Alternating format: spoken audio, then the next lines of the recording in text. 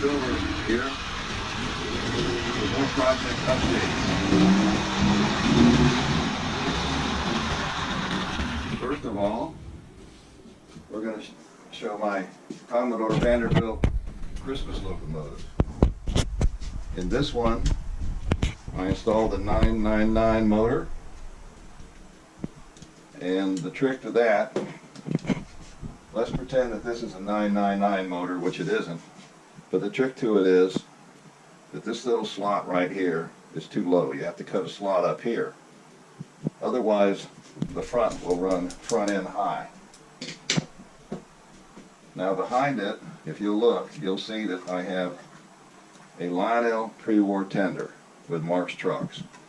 I like it because it's the same width, basically, as the Commodore Vanderbilt. Looks great. Much better than a Marx tender does, in my opinion, for the Commodore Vanderbilt. Then, we have my Commodore Vanderbilt Army locomotive. Not decaled yet. And with this one, I used the wedge tender by Marx. And I'm happy with how that looks. Now this project here, this is an old American Flyer locomotive. I've removed all the brass trim. It came in a junk box for 20 bucks. I had to adapt a Marx motor to fit in there. It took me a long time to figure out how to do it, even though the solution was extremely simple. The solution was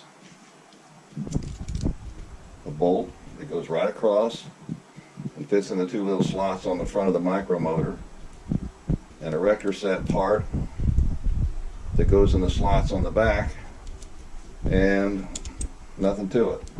Now I'd like to have made it deeper in the shell, in the frame, but you do that, this is the mounting thing that's on the Flyer. I had to bend it down to get it in that shape, but if you go deeper it interferes with the motor. So it has to be at that elevation. And it seems to run pretty good. We're still working on it, of course. Haven't got it done yet. So let's see if it'll run a little bit. I can't go all the way around because I have the Navy train on the track. How's that?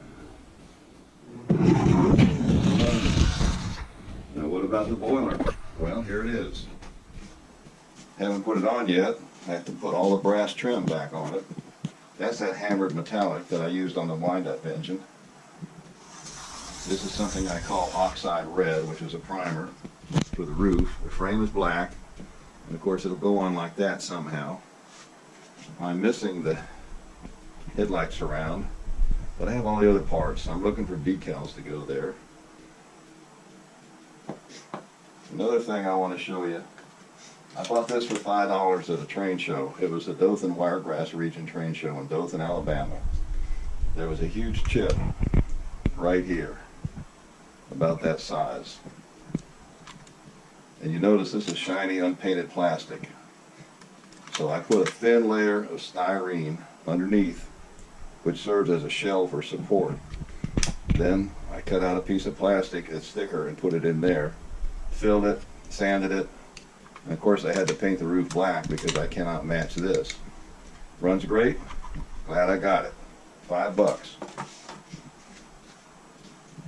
Well, that's all the projects on this layout. Over here on the layout, for those that are interested, we have the Wolverine loader. It's gravity fed and it's tricky. I haven't got it quite worked out yet, but it swings over and back, and the loads come down and get caught in there. It's just not working right now. I'm still adjusting. Over here we have the darker shade Marx tunnel, which I like. In this corner over here, way over here, we have the dump car shack, the tipple car shack. These things come out and dump it. I haven't wired it up or done anything with it yet. And in my village scene, I like Plasticville. You notice this Plasticville Airport, the PLA is gone. There's a flag over it that says Stickville Airport. Now there really is a Stickville, Florida. It's what's left of some houses in Biscayne Bay up on pilings. Of course, you can't land an airport in the Florida Stickville, an airplane in the Florida Stickville unless it's a seaplane. But that's my little airport scene. And I use these character airplanes with the faces and things because, like I said, I want my little 2-year-old grandchild to enjoy this train layout. So this is just a simple, expensive flat sheet of high quality plywood. 35 bucks at Home Depot. No framework, 2 tables underneath to hold it up. I'll probably put a lip on it though, because I am worried about losing a train off of it. So later, maybe when I clean up this layout, I'll show you my Marks layout. But that's the updates I wanted to show you for today.